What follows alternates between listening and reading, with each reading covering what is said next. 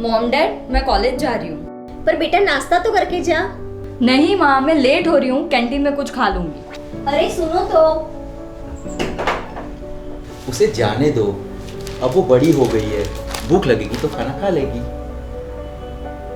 खुशी के पापा, अब हमारी बेटी बड़ी हो गई है, अब उसकी शादी के बारे में कुछ सोचना पड़ेगा।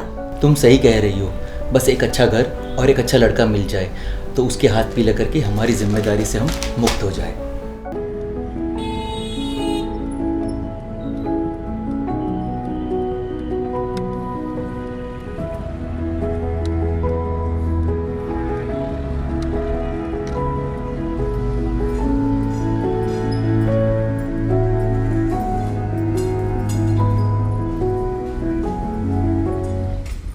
खुशी, मैं तुम्हें बहुत पसंद करता हूँ।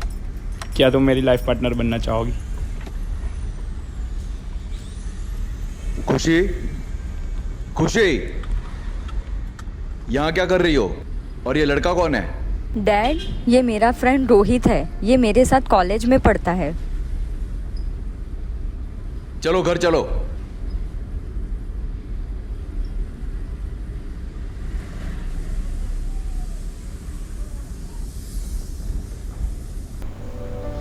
खुशी बेटा, जरा यहाँ आना तो।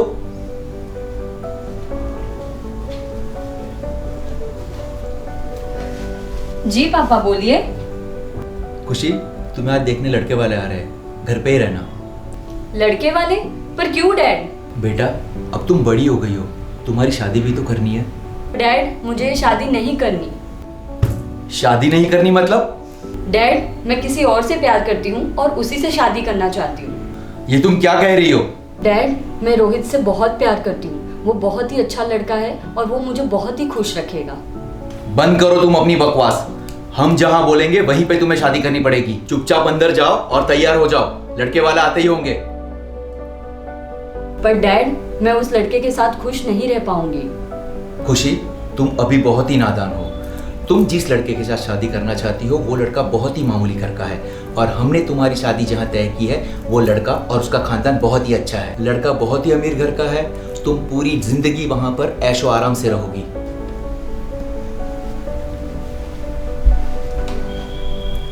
पर डैड, मेरी खुशी रोहित है। मुझे कुछ नहीं सुनना, अंदर जाओ और तैयार हो जाओ।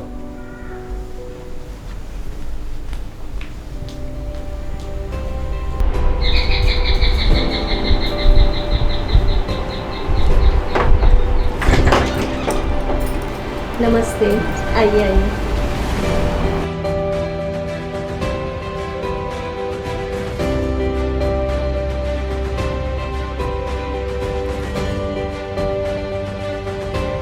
खुशी बेटा, पानी लाना दो।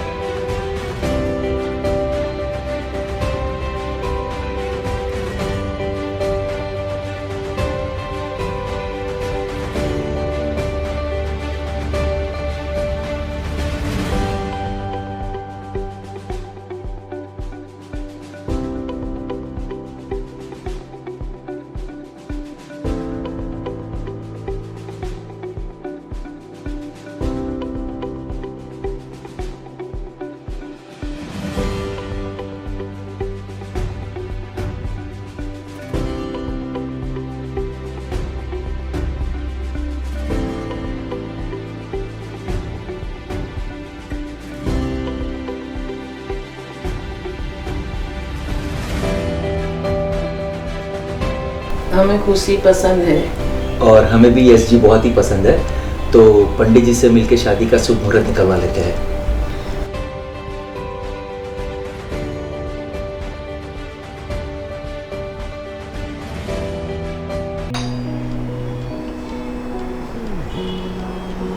अरे पापा, आप आइए, अंदर आइए।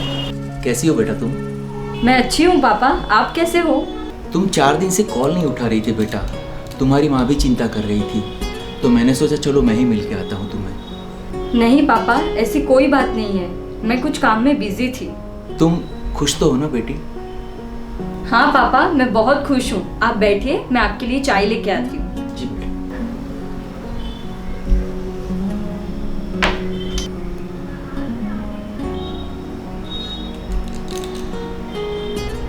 अरे बेटा, ये तुम्हें हाथ पर क्या लगा है और ये घाव कैसे है? कुछ नहीं पापा, वो तो ऐसे ही थोड़ी चोट आ गई थी। बेटा तुम्हें मेरी कसम है, सच बताओ।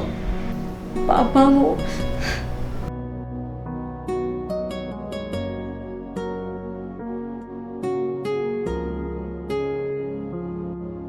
इतना सब कुछ तुम्हारे साथ हो गया और तुमने हमें कुछ भी बताया तक नहीं। डैड, क्या बताती आपको? आपको आपकी पसंद पे इतना यकीन था, और ये सब मैं आपको बता के दुखी नहीं करना चाहती थी पापा। कहाँ है दामाद जी? मैं उनसे बात करना चाहता हूँ। नहीं पापा, आप रहने दीजिए। जो मेरे नसीब में था वो मुझे मिल गया है, आप टेंशन मत लो। ठीक है बेटा, जैसी तुम्हारी मर्जी, मैं चलता हूँ।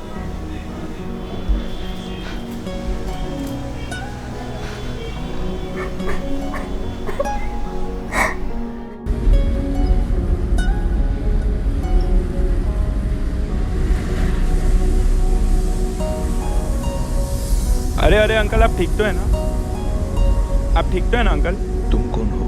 अंकल मैं रोहित, खुशी का फ्रेंड। आइए मैं आपको घर तक छोड़ देता हूँ।